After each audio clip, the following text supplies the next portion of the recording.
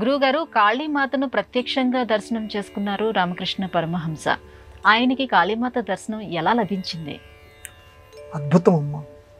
మాతా మరకత శ్యామ మాతంగి మదశాలిని కుర్యాత్ కటాక్షం కళ్యాణి కదంబ వనవాసిని అని కాళిదాస మహాకవి శ్యామలా దండకంలో చెప్తాడు.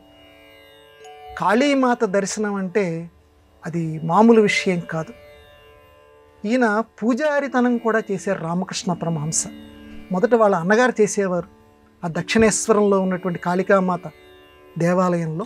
ఈయన కూడా పూజారితనం చేశారు, అమ్మవారికి పూజలు చేసేవారు. చేస్తున్నప్పుడు ఈయనకు అనిపించింది, అమ్మ నాకు ఎందుకు కనపడదు? కేవలం నేను ఆ విగ్రహానికి పూలు సమర్పించటమేనా, నైవేద్యాలు పెట్టడమేనా?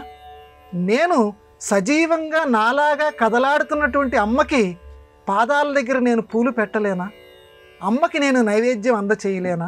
అమ్మ నాకెందుకు కనపడదు? ఆ జగజ్జనని మీద అంత తీవ్రమైనటువంటి ఆవిడ్ని సందర్శించాలి సజీవంగా, విగ్రహంగా కాదు అనే తీవ్రమైన వాంఛ చెలరేగి పాపం ఆయన మనస్సులో విపరీతంగా ధ్యానించటం మొదలుపెట్టారు అమ్మని. ఎంత ధ్యానించినా ఆవిడ సజీవంగా రామకృష్ణులకు కనిపించలేదు, తట్టుకోలేకపోయారు.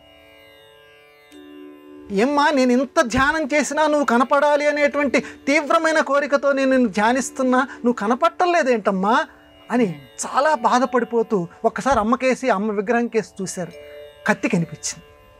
ఇక నువ్వు కనిపించినప్పుడు ఈ జీవితం ఉంటే అంత పోతే అంత అని చెప్పి వడివడిగా నడుచుకుంటూ ఆ కత్తి చేతిలోకి తీసుకున్నారు. అమ్మ చేతిలో ఉన్నటువంటి దాన్ని తీసుకొని ఆ కత్తి తీసుకొని తనని తాను పొడుచుకోబోయేటంతలో అప్పుడు అమ్మ సజీవ రూపంలోకి వచ్చి ఒక్కసారి చేయి పట్టుకొని ఆపింది. అదిగో ఆ రోజు నుంచి ఆ జగజ్జనని రామకృష్ణ పరమహంసకి సాక్షాత్కారమైందట. ఆ అనుభూతిని ఆయన భక్తులకి వివరించారు రామకృష్ణ పరమహంస. ఏంటంటే అమ్మ అప్పటి నుంచి కూడా సజీవత్వంగా ఉండి రామకృష్ణుల్ని ఒక బిడ్డలాగా, ఆవిడ తల్లి ఈవిడ బిడ్డ అంటే ఇద్దరి మధ్య కూడా దైవము భక్తుడు అనేటువంటి ఆ బంధం తొలగిపోయి తల్లి బిడ్డ ఈ రకంగా వాళ్ళిద్దరి మధ్య, మా ఇద్దరి మధ్య అటువంటి అనుబంధం ఏర్పడిందని రామకృష్ణ పరమహంస తర్వాత కాలంలో చెప్పారు. ఆయన జీవించి ఉన్నంత కాలం సంధ్య వేళ అయ్యేసరికి మా అమ్మ ఏం చేసేదో తెలుసా? ఆయన వర్ణన చేస్తారు. రామకృష్ణ పరమహంస జీవిత చరిత్ర మనం చదువుతుంటే తెలుస్తుంది. అక్కడ గంగానదికి దీపాలు వెలిగించేటప్పుడు అమ్మ ఆ గంగానది దీపాలకేసి అలా చూస్తూ అలా నడుచుకుంటూ వెళ్ళిపోయేదట గంగానదికి. అక్కడ గొప్ప విషయం వర్ణించారమ్మ. అమ్మవారి యొక్క నీడ మాత్రం గోడ మీద పడేది కాదట. మామూలు మానవులమైన మనందరం కూడా ఆ దీపానికి ఇలా పక్కన మనం నుంచుంటే మన నీడ గోడ మీద పడుతుంది, కానీ అమ్మ నీడ గోడ మీద పడేది కాదు. అమ్మ ఆ రకంగా ఆ గంగానదికేసి సాగుతూ ఉండేది.